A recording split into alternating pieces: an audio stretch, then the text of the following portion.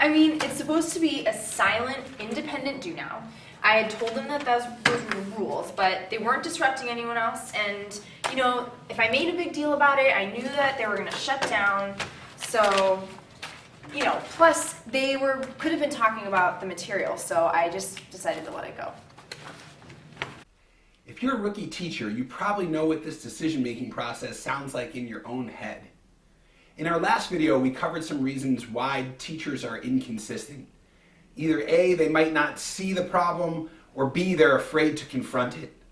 Let's take a look at how Mr. Solid Teacher handles this same situation.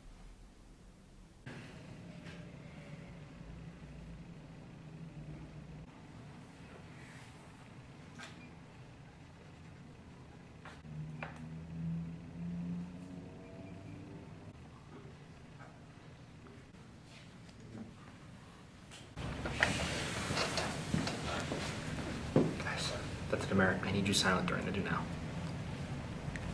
Good. Oh, I mean, it wasn't a big thing. They know what the expectation is. It's supposed to be a silent, independent warm-up. And they know why that's important, because I need to see if they were able to recall material from yesterday's class. They know that. Plus, they know that I sweat the small stuff, so they weren't surprised. Mr. Solid Teacher, we totally agree with you. We think you're thinking about this situation in the right way. So let's refresh our logic here for a second. Teachers put expectations in place in their classroom. They put those expectations in place because they're there to maximize student learning. However, they also know that students will challenge those expectations. Sometimes students challenge those expectations just to test limits, to test those boundaries, see how far they can go. Other times, students challenge expectations simply because they forget what they are, and they need to be reminded. We just saw two teachers respond with subtle differences to the same situation, but those subtle differences will actually set them on two divergent paths in terms of the amount of misbehavior attacks they'll face in their classroom.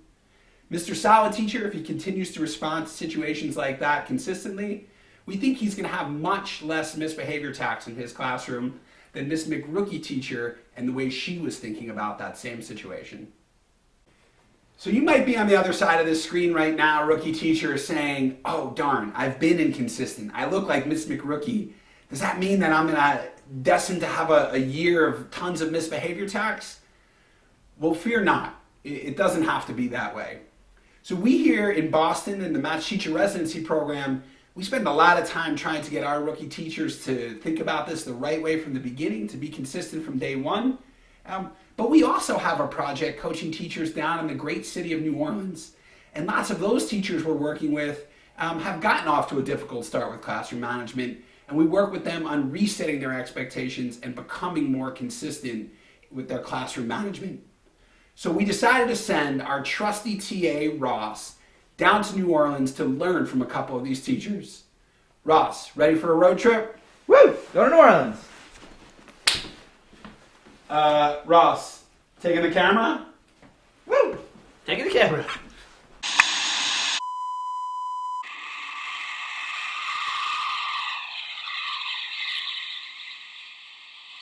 The first person that Ross is going to talk to is the director of Match Teacher Coaching New Orleans, Erica Winston.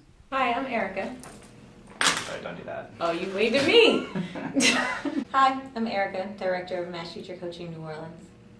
Erica introduced Ross to two teachers in New Orleans who went from handling classroom management situations inconsistently to handling those situations consistently each time. Hi, I'm David Collier. I teach at Renewed Cultural Arts Academy. I teach 5th grade math. Hi, I'm Gary Briggs. I teach at Harriet Tubman Charter School in New Orleans, Louisiana. I teach 6th grade ELA. Erica's procedure for coaching Gary and David to become more consistent is actually very similar to what we're going to ask you to do in your first peer-reviewed assignment for this MOOC. We're going to walk you through their learning process, which will help you visualize what we want you to do in your own classroom. The first step is to key in on a particular routine in your class that you want to tighten up, something that happens every day in your classroom that you think really can be improved. Let's listen to what Gary and David wanted to focus in on. When I think about a specific part of class that I had very clear what I wanted to be very clear expectations there. I think my independent practice is probably where I know what I wanted it to be, and it wasn't quite there yet.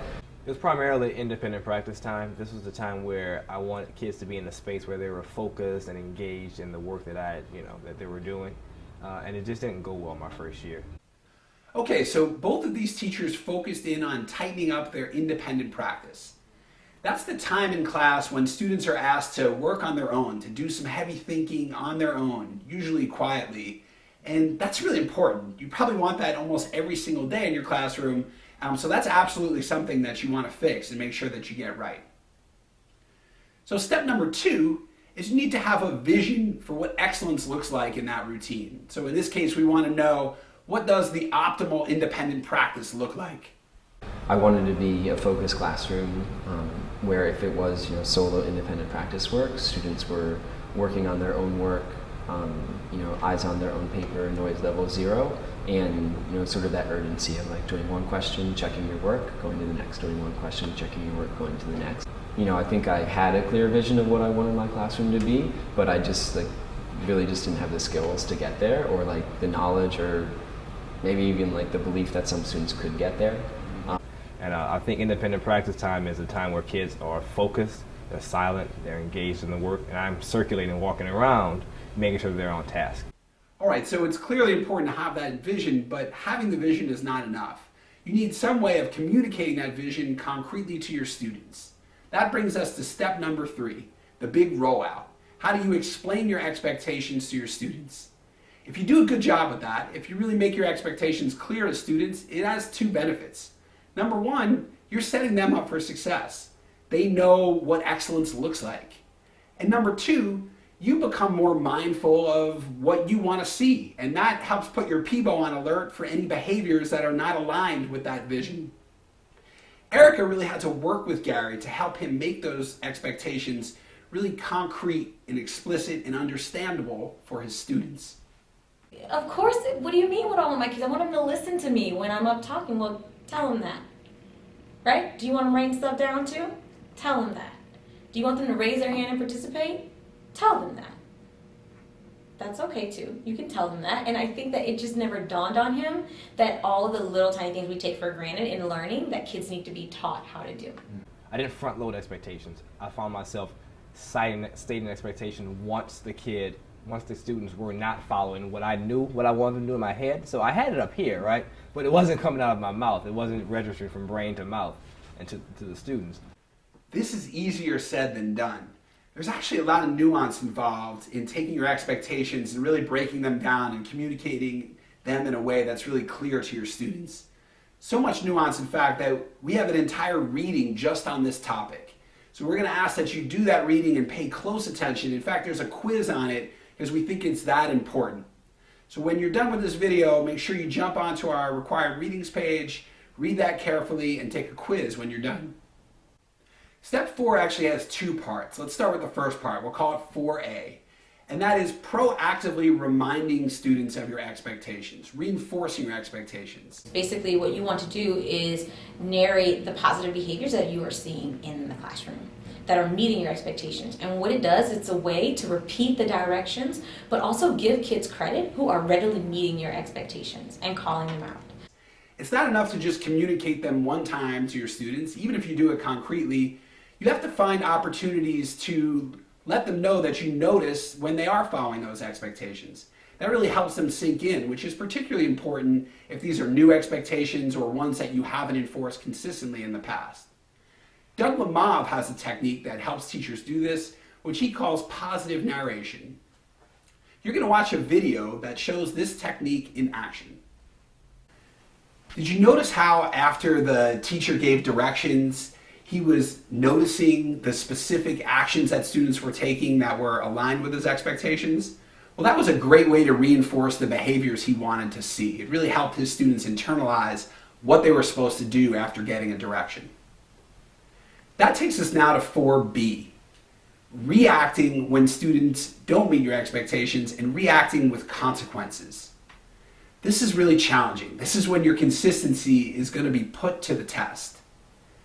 In a moment, we're going to hear from David, talking about what it was like for him when he had to deliver consequences in these situations. I knew what I wanted every class, and I would tell them noise level 0, eyes on your paper, XYZ, exactly what I wanted. And then really what it was is like when I was sitting down with my coach Erica, is I wasn't being consistent with it. Like a student who would start to talk, and I would either just say the expectation again and like wouldn't follow through with an appropriate consequence. And then also there was like a hesitancy on my part to give consequences to students who I know reacted poorly to them. The idea, I think, is that it's easier to let it go. It's easier to overlook everything. It's easier to just continue teaching than it is, because it's anxiety ridden. It's anxiety ridden to have to discipline a child, because it's a very unpredictable situation, I think, in a lot of young teachers' minds. I think that as teachers are more consistent, they see it as a very much of a predictable situation. And so getting them to really see that this unpredictable, really anxiety-ridden and challenging situation doesn't have to be that way, especially if it's business as usual. I think the third reason why teachers don't want to discipline or don't want to be consistent is because they don't want to lose a relationship capital. They don't want it to seem personal, because to them it's not, but to kids it can easily be taken as personal. It was like a magical moment for me, because I was just nervous to like give them consequences. Like, what if they yell at me? What if they blow up? What if they throw a chair? All those things. But over time, like, they actually didn't do any of those things, because they understood that Mr. Collier says this and he means it, and he'll make sure I do it all the time. But I think it's counterintuitive. I don't know if it's necessarily intuitive that to be consistent will help you build a relationship with kids. I don't think a lot of teachers see it that way. They see it actually, if I don't hold them accountable for something and let them off the hook, they'll see that as a favor, and then in return give me the favor of listening in class or doing what I'm asking them to do. But that doesn't work in child land. Children don't think like that. Hey, that's great, David. You were able to conquer your fears and start delivering those consequences more consistently. But that didn't happen overnight. It's really hard to be consistent if you've been inconsistent for so long. You don't have the muscle memory in those situations of delivering the consequences that you need to stop those behaviors. So Erica actually coached David and Gary to practice these situations, to practice exactly what they would say when they had to deliver a consequence. At home, I don't care when you practice. You can practice driving your car home from work. You can practice on your dog. I really don't care who you practice on, as long as you practice. I'm laughing because I practice so much. That's why. Yeah. Yeah, tell me what that looked like. Yeah. So we practiced over the summer. We had like a week-long like PD series, 5 days, and we practiced becoming automatic with that. And we would do flashcards, like a student has their head on the desk, a student is talking, a student calls out an answer, a student gets out of their seat without permission, and we would like give the appropriate consequence, just so we would become automatic. You had flashcards. Yes. So Yeah, so like you would hold up, John calls out an answer, and I would say, John, -2, I need you silent. You would hold up, Kenesha gets out of her seat, Kenesha, -2, I need you in your seat. So just becoming like automatic with it, so I won't have to think about it in class. Oh, hey Ross, did you film those guys working with their flashcards? Well, no, they were already like automatic, so they'd stop using them. But so did you get the flashcards? You bring them back here to Boston? No, they're his flashcards. You didn't bring them back. Forget it. I got my own. Hey, remember my dessert scenario? I'm trying to become a more consistent dad with how I respond to my own children, so I made my own set. We'll practice. Lila says, Dad, can I have a cookie? I'm done with my dinner. No, you can have a piece of fruit. Cookies are for the weekend. Dad, can I have a cookie? I'm done with my dinner. No, you can have a piece of fruit. Cookies are for the weekend. I did practice switching from the instructional tone to authoritative tone, because I think in year one I would always sound the same. I would always sound upset, because I just wanted to, upset in my mind meant I'm serious and I mean business, but it didn't. It just means I sound upset, and I don't sound like I'm interested in teaching the content. I just sound mad and angry. So I practiced switching those two tones a lot until I finally got it just right. No, Lila, you cannot have another cookie. That's the wrong tone. Clearly, I still have to practice a little bit. Here in the Gutwinter household, we also have rewards and consequences. We have consequences like timeout if our kids aren't meeting expectations, and fortunately we don't have to use that so much anymore. You in your classroom, you also have systems of rewards and consequences as well. There are all sorts of things to choose from. Some that are just focused in one teacher's classroom, some that are school-wide. Things like paycheck deductions, demerits, behavior reflection journals, taking privileges away. There are all sorts of things that you can choose from. We're not going to prescribe a particular one because we don't know your context, and there are so many of you here taking this MOOC. But one thing we can say for sure is that if you're a teacher who's trying to go from inconsistent to consistent, you need something. You need some way of giving consequences when students aren't meeting your expectations. We flatly reject the idea that giving consequences is just incompatible with your personality. I don't think that holding kids accountable has anything to do with your personality. By the way, when I'm talking specifically about holding people accountable, I'm talking about a very specific part, tiny part of the lesson that reoccurs over and over, but a tiny part nonetheless. The only thing I'm asking you to do is to hold kids accountable when you ask them to do something. And that is probably 25% of your lesson. So the other 75, I want you to teach. I want you to love what you're teaching. Gary teaches writing. I want you to love writing. I want Gary to have writing personified in his lesson. I'm still the fun, goofy, silly Mr. Briggs, but they know this is what I have this thing called silly to serious. So we can have our silly moments where I'm dancing around the classroom while I'm teaching main idea, but then, okay, once the silliness is over, I say silly too, and they all respond serious, and boom, we're back in spark, you're tracking me, and my tone changes completely. I think that part of teaching is an art, and I think that there's a lot of creativity that can come out of teaching and go into teaching. I would never want to stifle a teacher's creativity, but I do want teachers to hold kids accountable when they need kids to do things quickly and to get on track, because that's the only way you're going to be able to share your creativity, to share who you are, is if kids are set up for success and they're able to listen and they're able to respond and take in the learning. Look, we're asking you to do some really hard work here. You have to come up with consequences. You have to deliver them consistently. We're even asking you to practice them so that they're automatic. That's a lot of work. So it's worth pausing for a moment and reflecting on why we're putting in all this work. What's the payoff? Well, the first payoff is for individual students, the behavioral changes you'll see in individual students once you become more consistent. David describes a student named Cornisha who made some real big changes in his class. And then just like had this epiphany with her where, like, Cornisha, I'm going to tell you to be quiet every time you're talking, and eventually she got quiet. And you know, other teachers would come in and our principal would come in and be like, Collier, what are you doing? And it was just that consistency that she needed. And then it got to the point where I was like advocating for other students. Teachers would say like, oh, put them on a behavior plan, like do this, do all this crazy things. And I would just say no, like just be consistent with them at first and see how they respond. That's great, David. Your consistency with Cornisha really paid dividends. But getting Cornisha to behave, that's not the ultimate goal here. Back to you, David. I was able to like go a little deeper because I didn't have to worry about like, oh, what's going to happen if we really like drill into this point, or what's going to happen if like we take a lot of time to understand this concept and get this under our belt. I could sort of like experiment a little bit more and spend more times and vary my lesson structure a little bit and like explore things a little bit more because I wasn't quite as worried of like, oh, what happens if I change something up. I think that I learned this with David. It's so interconnected, because if I can set my expectations and make them really clear to the point where my classroom is functioning basically hardly without me at all, like kids know what to do and they just do it really quickly, then that leaves all of this time for me to push kids critically to think. And that's where I want my kids to be.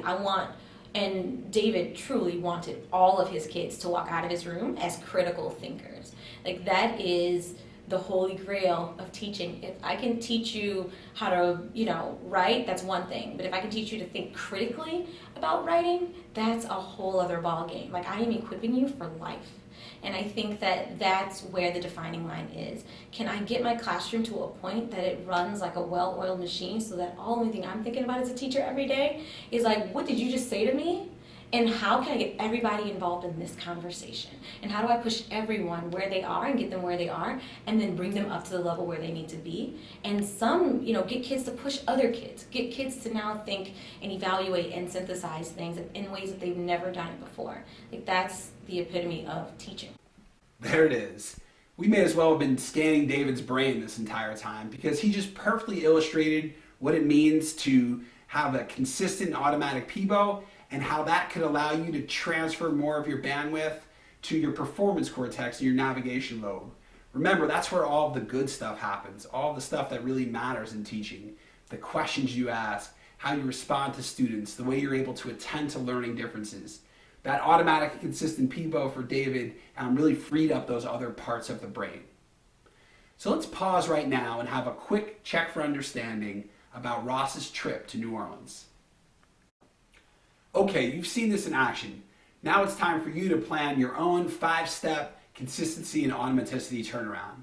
When this video is over, you're going to click into the assignments page where we have detailed guidelines for this particular project.